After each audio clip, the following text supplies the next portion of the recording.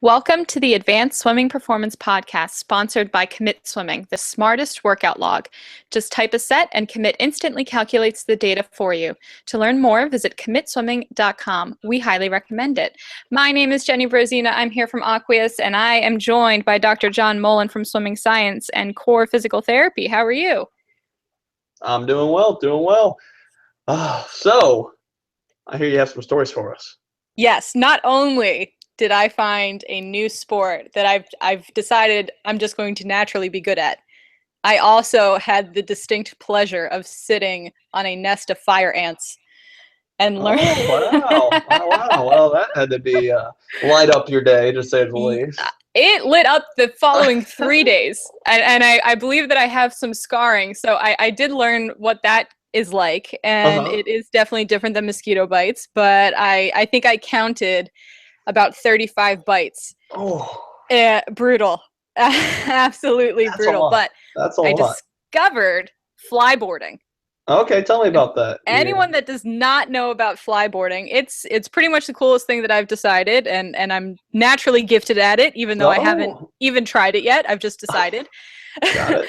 Basically, you have a board that you're strapped into, and it hooks up to the exhaust feed out of a jet ski, and you are propelled via the water up into the air, and you can do tricks, and you can go down into the water and spin around. And I'm a big snowboarder, so I've decided that this is going to be something that I'm naturally good at, and I can't wait to get into it.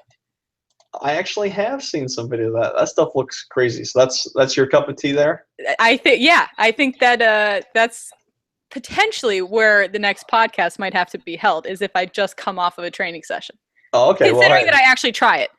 Well, you be safe with it. I don't know if a body cast is best suited for your field. I have my bike in the background. That's my little thing here. So I'm biking to work every now and again. But I'm a pretty cautious biker, especially out here in the Santa Clara area. There's some pretty crazy people just because, God, I fall, something happens to these guys. The PT world gets a little dicey with that if I didn't have my hands or, in a cast.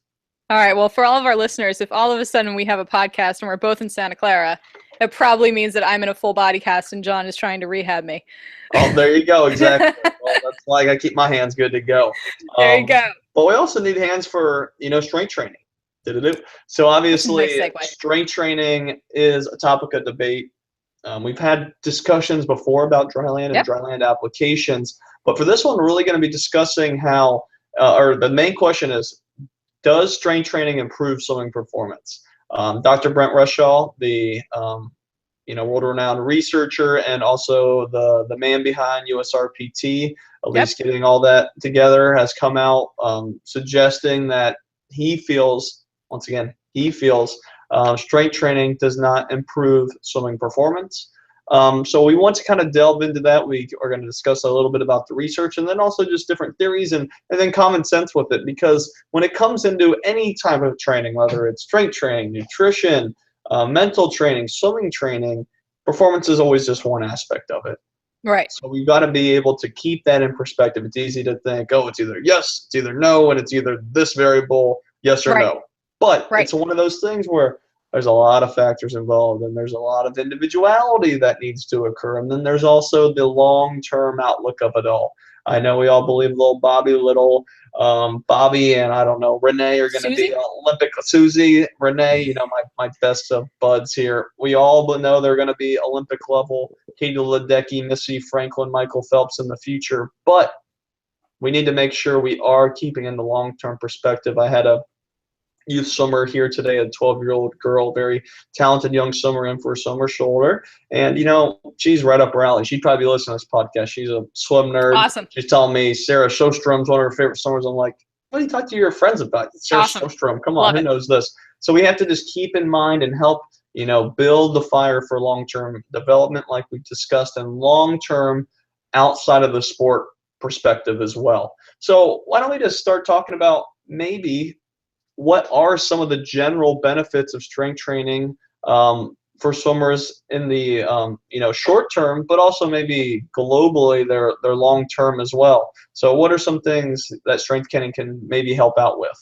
Yeah, I love this because it's definitely a foundation of my education and my professional background as a strength and conditioning coach. Mm-hmm. I will quasi agree with that statement of his. Not all strength training is beneficial for swimming performance, and I will say that because I think oftentimes, and this is typically, I categorize this as either lack of education, lack of resources.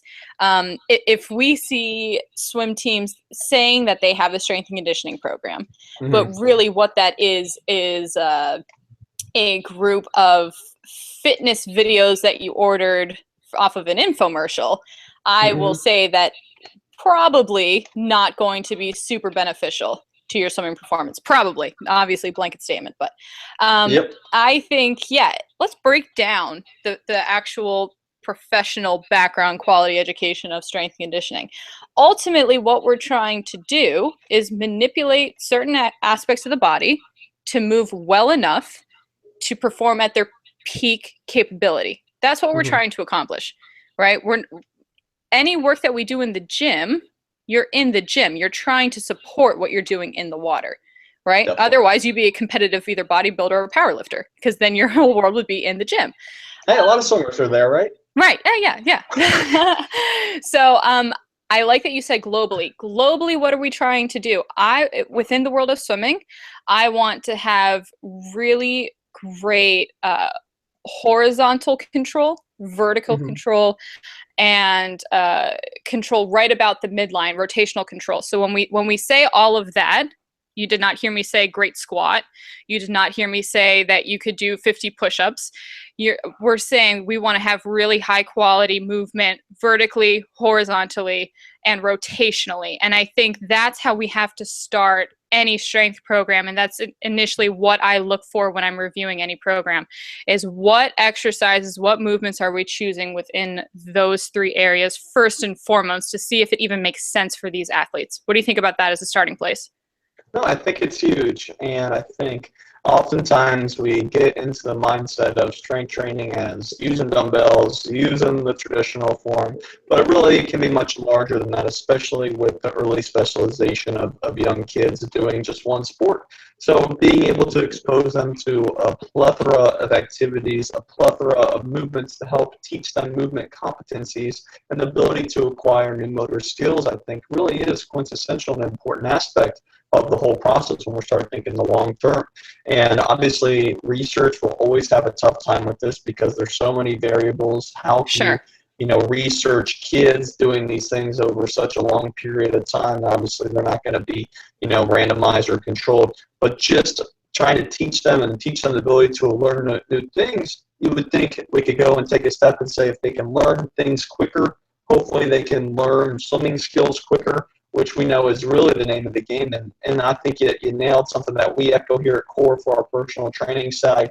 We want to allow them to compete better in the pool. So the Dryland, the strength training, the mobility work is all to complement it. It's all to complement it. It's not to burn the candle even further with the idea that, okay, if you can be a good Dryland or strength athlete, you'll be a good swimmer.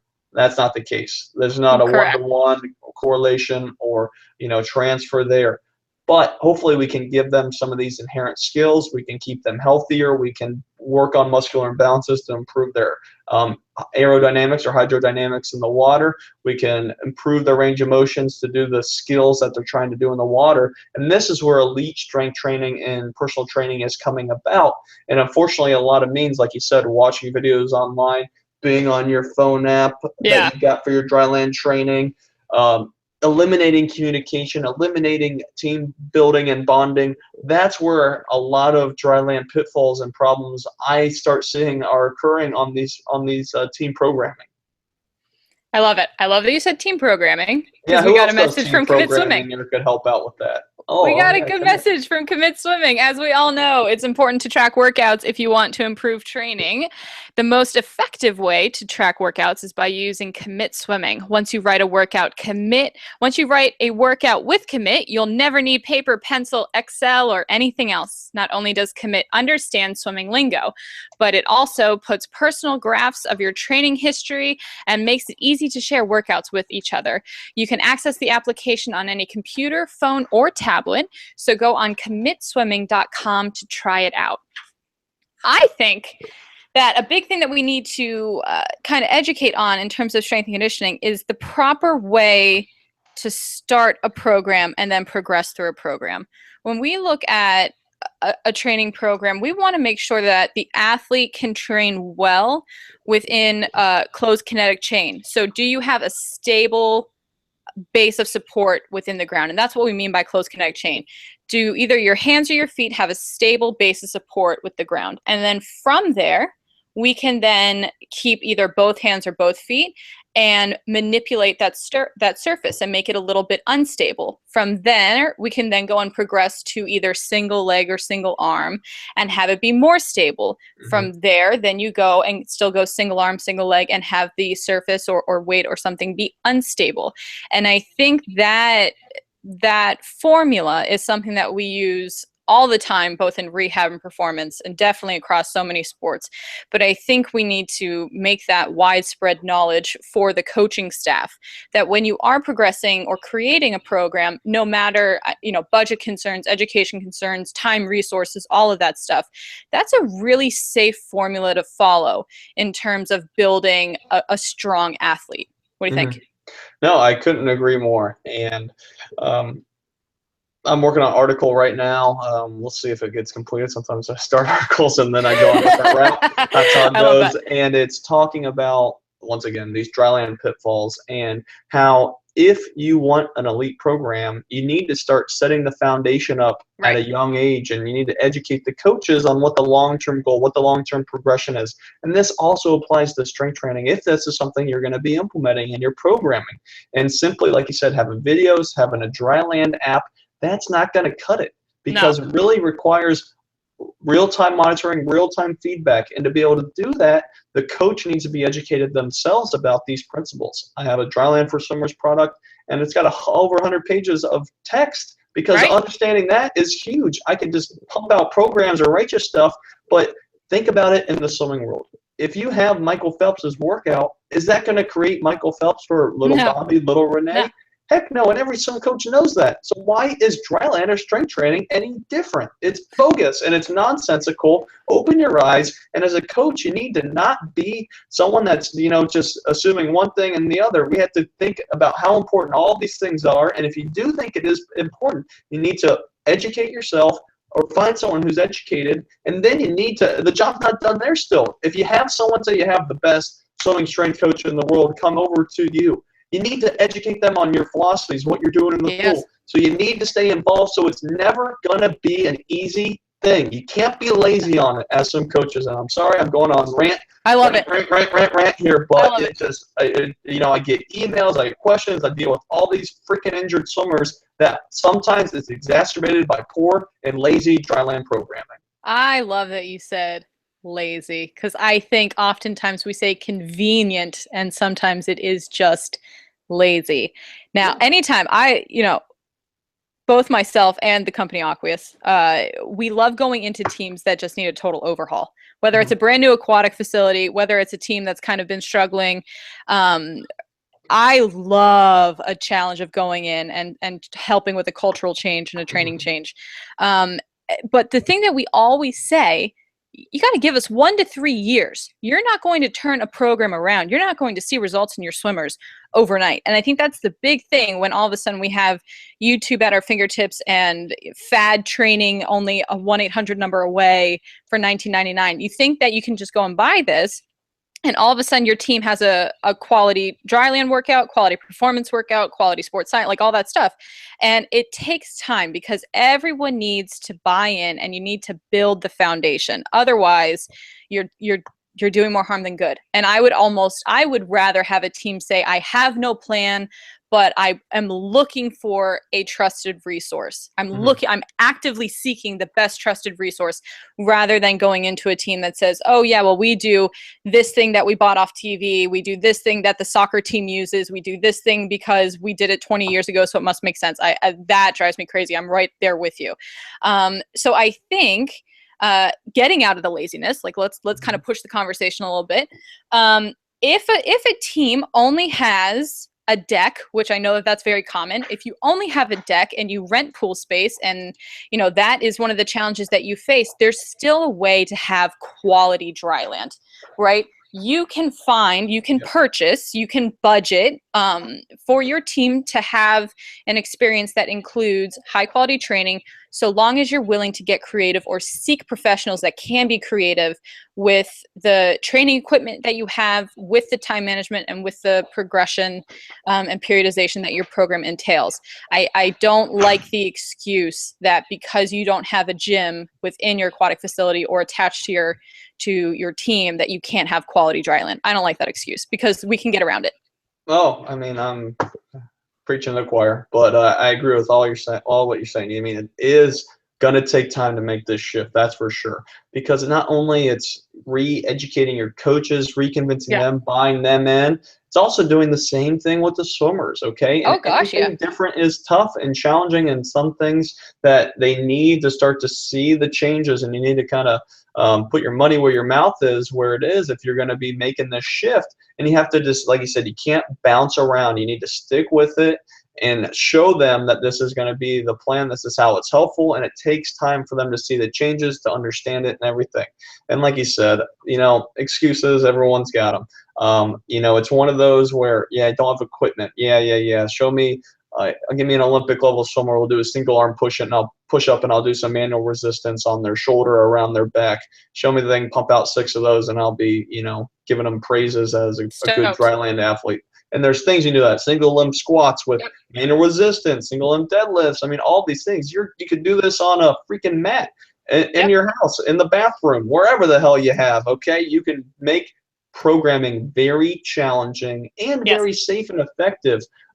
If you, like you said, if you're creative, if you're putting in the work, or you're hiring out, doing your due diligence to find someone who can be creative with it. But once again, your job's not over there. You buy a Dryland app, your job's not over there. You hire a Dryland coach, your job's not over there. You have to be involved. You have to educate, and you got to make sure it is working. And like you said, give it the time to make the cultural shift. Yep. And you want to know what I love? I love the fact that this podcast, Advanced Swimming Performance Podcast, is starting to get some really great reviews, which means that it's an excellent tool to include in your coaching education meetings. John and I both highly recommend that. You can reach out to either one of us. More than happy to answer your questions. And I think, this dry land training could be its own separate podcast. There's so many ways that we can get into it. But I love what you said. I'm in. And I think, finding a plan specific to swimming that is created by someone educated in this. I mean, there's a reason why so many of us go to school 4, 6, 8 years to become a specialist in this area, is because that there is a science behind it. And there is a difference between a fad and quality training. My rant's done. Mic drop. Couldn't agree more. Well, I think that's how we're going to end it here. But once again, like Jenni said, thank you for all those that are listening. Thanks for those that are giving us positive reviews online. Those only help out and hopefully get our word out. And it's one of those, you don't have to agree with everything we say. Hey, we don't. For sure. Yeah, don't. Okay. If you disagree, it's fine. But hopefully this is just sparking your mind to give you some things to try, to make you think about these things, or hopefully allow you to, challenge your own beliefs and confirm them, or later change them and then monitor how it changes. I love that. So thanks again for listening. And Jenni, it's been a pleasure. Take care.